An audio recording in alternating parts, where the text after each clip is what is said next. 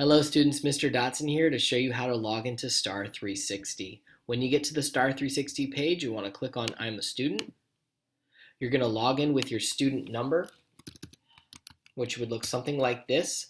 A lot of times you're used to putting a little zero at the end as your Google account password. It's the same thing, but this time you're going to not include that zero. Both your username and your password are going to be the same thing. So it's going to be the same student number for your username, same student number for your password, and you can talk to your teacher if you have more questions about that. I'm going to real quick just log in as a sample student to show you what the test getting started will look like. Remember, you're going to either be taking the STAR reading or the STAR math. So do not worry about these orange and yellow tests.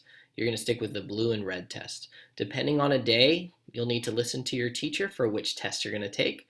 When it's time to take the STAR reading, you'll click STAR reading. When it's time to click the STAR math, you'll click STAR math. It's going to be all multiple choice. Remember, just do your best and don't stress on this test, and everything will be great. Good luck, students.